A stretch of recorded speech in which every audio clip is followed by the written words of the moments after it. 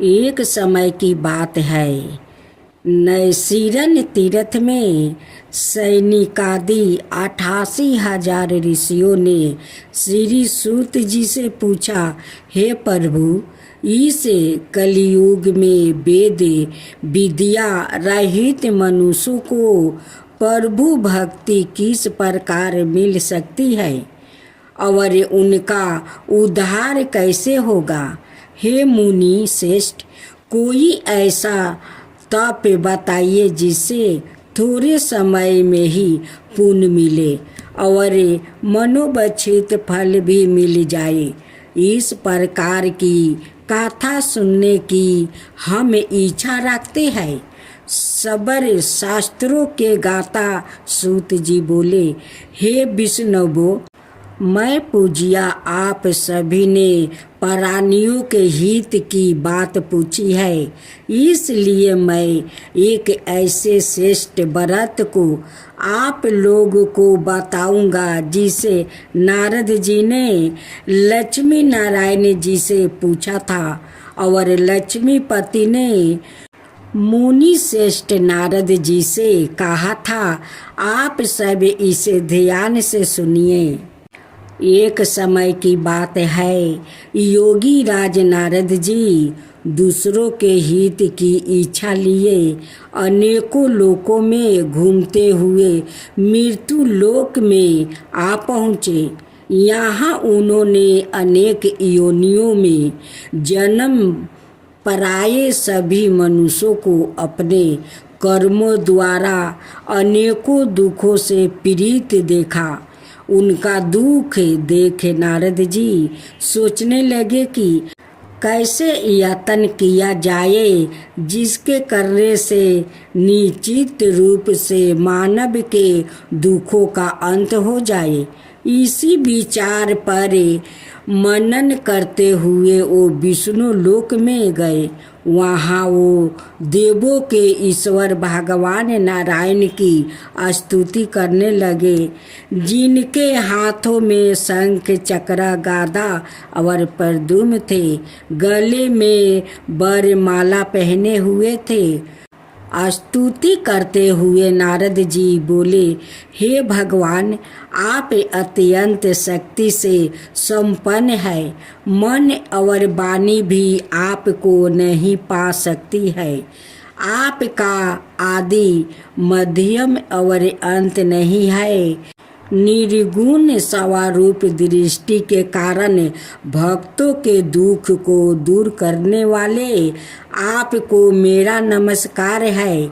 नारद जी की स्तुति सुन विष्णु भगवान बोले, हे मुनि श्रेष्ठ, आपके मन में क्या बात है? आप किस काम के लिए पधारे हैं, उसे निसंकोच होकर कहो। इस पर नारद मुनि बोले कि मृत्यु लोक में अनेक योनियों में जन्मे मनुष्य अपने कर्मों के द्वारे अनेकों दुख से दुखी हो रहे हैं। हे नाथ, आप मुझ पर दया रखते हैं तो बताइए कि वो मनुष्य थोड़े प्रयास से ही अपने दुखों से कैसे छुटकारा पा सकते हैं। श्री हरि बोले, हे नारद, मनुष्यों की भलाई के लिए तुमने बहुत अच्छी बात पूछी है, जिसके करने से मनुष्य मोह से छूट जाता है। वो बात मैं कहता हूँ, उसे सुनो। स्वर्ग लोक ओ मृत्यु लोक दोनों में एक दुर्भा उत्तम व्रत है जो पुण्य देने वाला है। आज प्रेम बस होकर मैं उसे तुमसे कहता हूँ। सत्यनारायण भगवान का यह व्रत अच्छी तरह विधान पूर्वक करे, मनुष्य तुरंत ही यहाँ सुख भोग करे, मरने पर मोक्ष पाता है। श्री हरि के वचन सुन नारद जी बोले कि उस व्रत का फल क्या है और उसका विधान क्या है। यह व्रत किसने किया है, इस व्रत को किस दिन करना चाहिए, सभी कुछ विस्तार से बताइए। नारद जी की बात सुनकर श्री हरि बोले, दुख शोक को दूर करने वाला यह व्रत सभी स्थानों पर विजय दिलाने वाला है। मानव को भक्ति और श्रद्धा के साथ शाम को सत्यनारायण की पूजा धर्म परायण होकर ब्राह्मणों बंधुओं के साथ करनी चाहिए। भक्ति भाव से ही नैवेद्य केले का फल, घी, दूध और गेहूं का आटा सवाए ले। गेहूं के स्थान पर साठी का आटा, शक्कर और गुड़ लेकर सभी भक्षण योग्य पदार्थों को मिलाकर भगवान का भोग लगाए। ब्राह्मणों सहित बंधु बंधुओं को भी भोजन कराए। उसके बाद सवाए भोजन करे। भजन कीर्तन के साथ भगवान की भक्ति में लीन हो जाए। इस तरह से सत्यनारायण भगवान का यह व्रत करने पर मनुष्य की सारी इच्छाएं निश्चित रूप से पूरी होती है। इस कली काल अर्थात कलियुग में मृत्यु लोक में मोक्ष का ही एक सरल उपाय बताया गया है। इसी श्री सत्यनारायण व्रत कथा का प्रथम अध्याय संपूर्ण हुआ। श्री मन नारायण नारायण नारायण, भज मन नारायण नारायण नारायण। श्री सत्यनारायण भगवान की जय। दूसरा अध्याय। सूत जी बोले, हे ऋषियों, जिसने पहले समय में इस व्रत को किया था उसका इतिहास कहता हूँ, ध्यान से सुनो। सुंदर काशीपुरी नगरी में एक अत्यंत निर्धन ब्राह्मण रहता था। भूख प्यास से परेशान वो धरती पर घूमता रहता था। ब्राह्मणों से प्रेम करने वाले भगवान ने एक दिन ब्राह्मण का भेष धारण कर उसके पास जाकर पूछा, हे बीरबे, नित्य दुखी होकर तुम पृथ्वी पर क्यों घूमते हो? दीन ब्राह्मण बोला, मैं निर्धन ब्राह्मण हूँ, भिक्षा के लिए धरती पर घूमता हूँ। हे भगवान, यदि आप इसका कोई उपाय जानते हो तो बताइए। वृद्धा ब्राह्मण कहता है कि सत्यनारायण भगवान मनोवांछित फल देने वाले हैं, इसलिए तुम उनका पूजन करो। इसे करने से मनुष्य सभी दुखों से मुक्ति हो जाता है।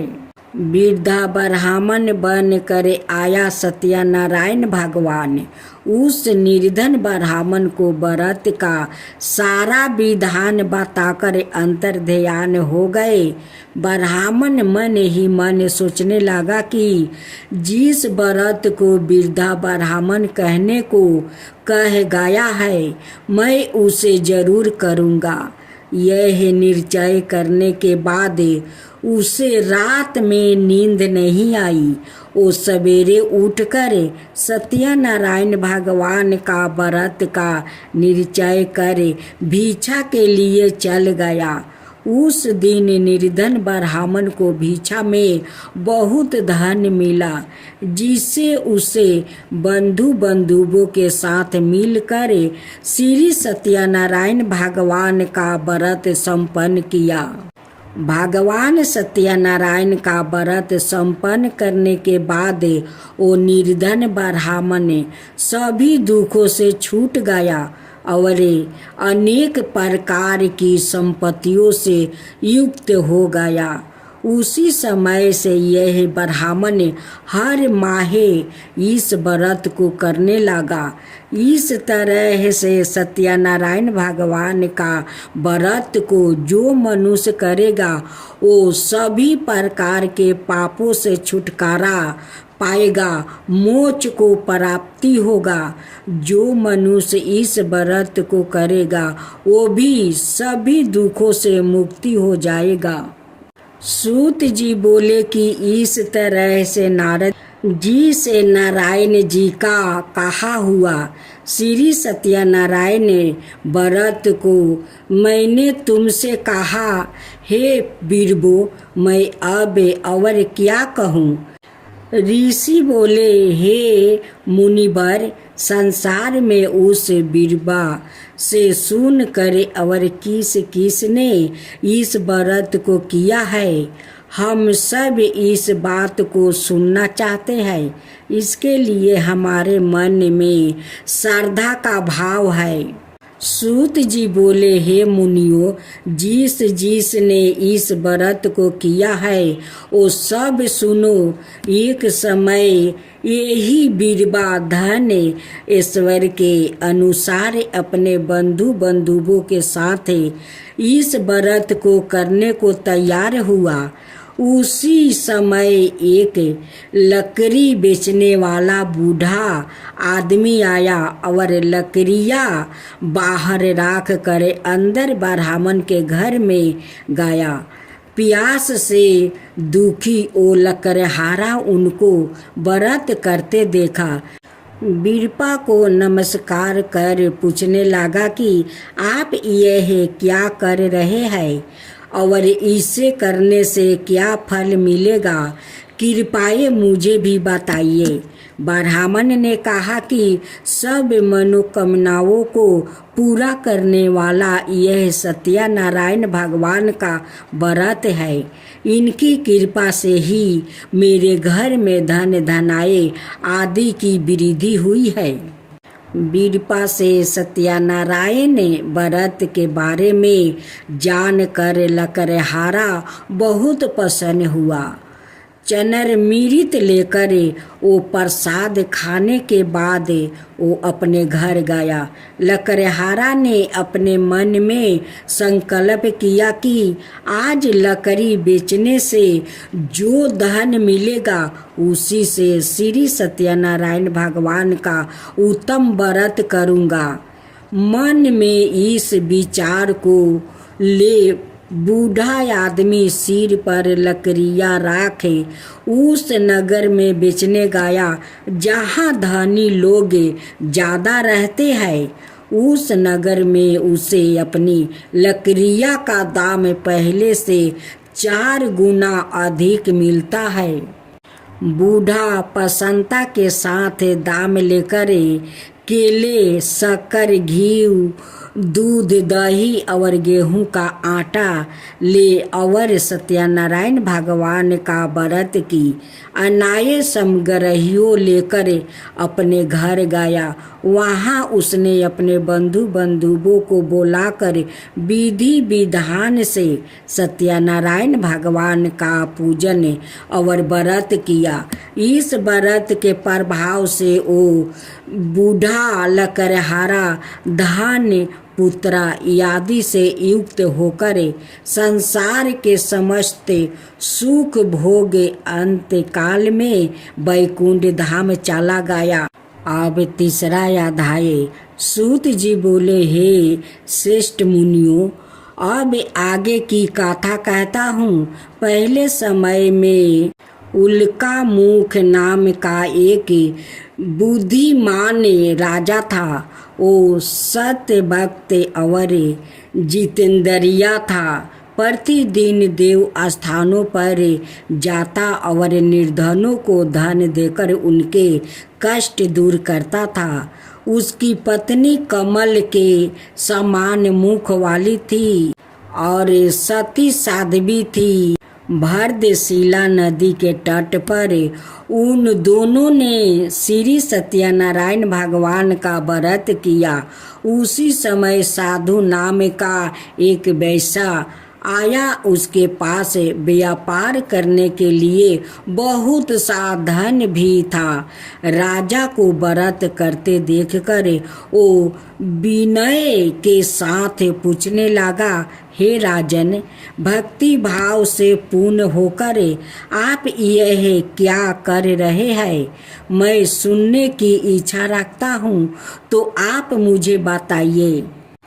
राजा बोला, हे साधु, आपने बंधु बंधुओं के साथ पुत्रादि की प्राप्ति के लिए एक महाशक्तिमान श्री नारायण भगवान का व्रत पूजन कर रहा हूँ। राजा के वचन सुने साधु अंदर से बोला, हे राजन, मुझे इस व्रत का सारा विधान कहिए। आपके कथन अनुसार मैं भी इस व्रत को करूँगा। मेरी भी संतान नहीं है और इस व्रत को करने से निश्चित रूप से मुझे संतान की प्राप्ति होगी। राजा से व्रत का सारा विधान सुन व्यापार ने निमृत हो वो अपने घर गया। साधु वैश्य ने अपनी पत्नी को संतान देने वाले इस व्रत का वर्णन कह सुनाया और कहा कि जब मेरी संतान होगी तब मैं इस व्रत को करूँगा। साधु ने इस तरह के वचन अपनी पत्नी लीलावती से कहा। हे दीनी लीलावती, पति के साथ अनादित हो सांसारिक धर्म में परिवीत होकर सत्यनारायण भगवान की कृपा से गर्भवती हो गई। 10वां महीना में उसके गर्भ से एक सुंदर कन्या ने जन्म लिया। दिनों दिन वो ऐसे बढ़ने लगी जैसे कि शुक्ल पक्ष का चंद्रमा बढ़ता है। माता पिता ने अपनी कन्या का नाम कालापति राखी। एक दिन लीलावती ने मीठे शब्दों में अपने पति को याद दिलाया कि आपने सत्यनारायण भगवान का जिस व्रत को करने का संकल्प किया था उसे करने का समय आ गया है। आप इस व्रत को करिए। साधु बोला कि हे प्रिय, इस व्रत को मैं उसके विवाह पर करूँगा। इस प्रकार अपनी पत्नी को आश्वासन देकर वो नगर को चला गया। कालावती पिता का घर में रह दिनों दिन बड़ी होने लगी। साधु ने एक बार नगर में अपनी कन्या को सखियों के साथ देखा तो तुरंत ही दूत को बुलाया और कहा कि मेरी कन्या के योग वर देख कर आओ। साधु की बात सुनकर दूत कंचन नगर में पहुंचा और वहाँ देखभाल कर लड़की का सुयोग्य बानिक पुत्रा को ले आया। सुयोग्य लड़के को देख साधु ने बंधुओं को बुलाकर अपनी पुत्री का विवाह कर दिया। लेकिन दुर्भाग्य की बात यह कि साधु ने अभी भी श्री सत्यनारायण भगवान का व्रत नहीं किया। इस पर श्री भगवान क्रोध हो गए और श्राप दिया कि साधु को अत्यधिक दुख मिले। अपने कार्य में कुशल साधु बनिया जमाई को लेकर समुद्र के पास स्थित होकर रत्नासरपुर नगर में गया। वहाँ जाकर दामाद ससुर दोनों मिलकर चंद्रकेतु राजा के नगर में व्यापार करने लगे। एक दिन भगवान सत्यनारायण की माया से एक चोर राजा का धन चुराकर भाग रहा था। उसने राजा के सिपाहियों को अपना पीछा करते देखकर चुराया हुआ धन वहाँ रख दिया जहाँ साधु अपने जमाई का साथ ठहरा हुआ था। राजा का सिपाहियों ने साधु वेश्या का पास जाकर कहा, धन्य पारा देखा तो वो ससुर जमाई दोनों को बांध कर प्रसन्नता से राजा का पास ले गया और कहा कि उन दोनों चोर को हम पकड़ लाया है, आप आगे की कार्यवाही की आज्ञा दे। राजा की आज्ञा से उन दोनों को कठिन कारावास में डाल दिया गया और उनका सारा धन भी उससे छीन लिया गया। श्री सत्यनारायण भगवान का श्राप से साधु की पत्नी भी बहुत दुखी हुई। घर में जो धन रखा था उसे चोर चोरा कर ले गया। शारीरिक और मानसिक पीड़ा, भूख प्यास से अति दुखी हो अन्न की चिंता में कालावती एक ब्राह्मण के घर गई। वहाँ उसने श्री सत्यनारायण भगवान का व्रत होते देखा, फिर कथा भी सुनी। वो प्रसाद ग्रहण कर रात को घर वापस आई। माता ने कालापति से पूछा कि हे पुत्री, अब तक तुम कहाँ थी, तेरे मन में क्या है? कालावती ने अपनी माता से कहा, हे माता, मैंने एक ब्राह्मण का घर में श्री सत्यनारायण भगवान का व्रत देखा है। कन्या के वचन सुन लीलावती भगवान की पूजन की तैयारी करने लगी। लीलावती ने परिवार बंधुओं सहित सत्यनारायण भगवान का पूजन किया और उससे वर मांगा कि मेरे पति और जमाई शीघ्र घर आ जाए। साथ ही यह भी प्रार्थना की कि हम सबका अपराध क्षमा करे।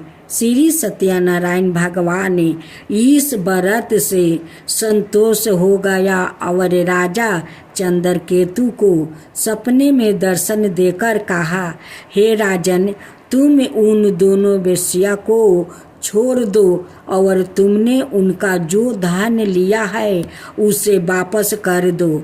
अगर तुमने ऐसा नहीं किया तो मैं तुम्हारा धन, राज, संतान सभी को नष्ट कर दूंगा। राजा को यह सब कहकर भगवान अंतर्ध्यान हो गए। प्रात काल सभा में राजा ने अपना सपना सुनाया, फिर बोले कि बानिक पुत्रा को कैद से मुक्त करे, सभा में लाओ। दोनों ने आते ही राजा को प्रणाम किया। राजा मीठी वाणी में बोला, हे महानुभावों, भागे बस ऐसा कठिन दुख तुम्हें प्राप्ति हुआ है, लेकिन अब तुम्हें कोई भय नहीं है। ऐसा कहे राजा ने उन्हें दोनों को नए वस्तु भूषण भी पहनाया और जितना धन उनका लिया था उससे दोगुना धन वापस कर दिया।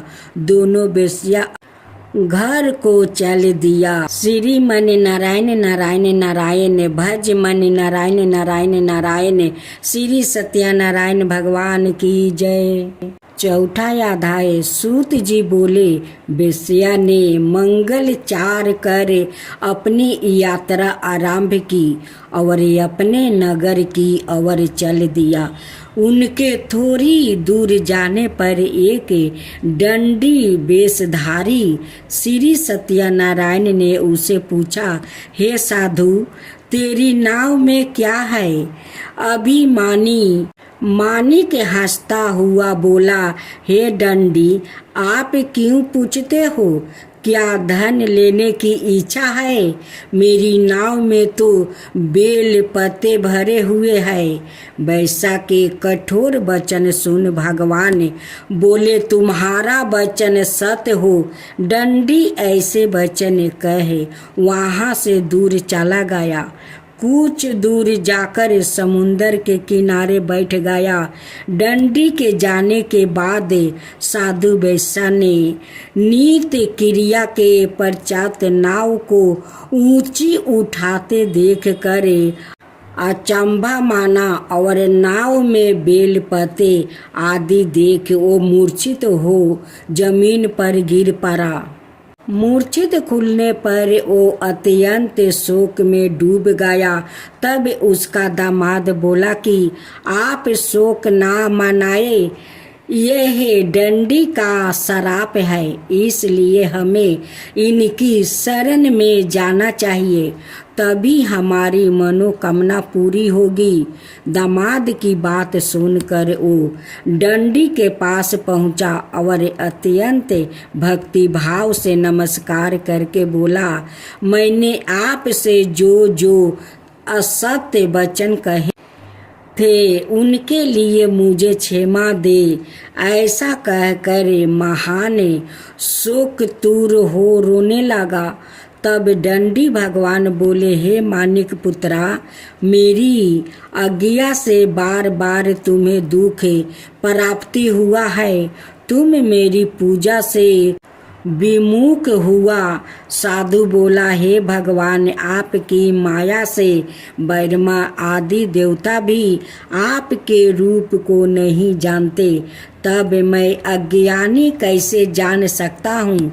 आप प्रसन्न होइए, अब मैं समर्थ के अनुसार आपकी पूजा करूँगा। मेरी रक्षा करो और पहले के समान नौका में धन भर दो। साधु वेश्या का भक्ति पूर्वक वचन सुनकर भगवान प्रसन्न हो गए और उसकी इच्छा अनुसार वरदान देकर अंतर्ध्यान हो गए। ससुर जमाई जब नाव पर आया तो नाव धन से भरी हुई थी।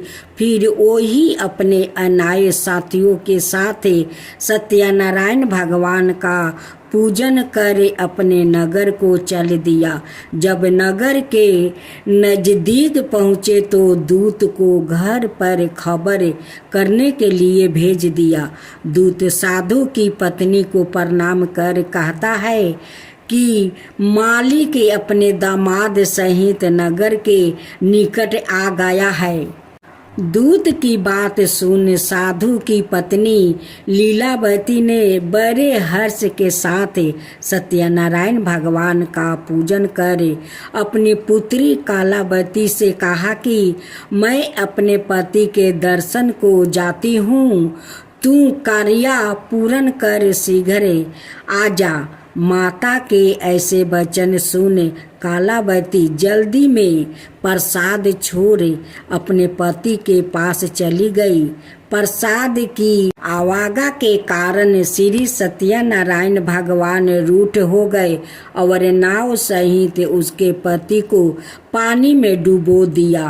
कालावती अपने पति को वहाँ ना पाकर रोती हुई जमीन पर गिर गई। नौका को डूबा हुआ देख वो कन्या को रोता देख साधु दुखी होकर बोला कि हे प्रभु, मुझसे और मेरे परिवार से जो भूल हुई है उसे क्षमा करे।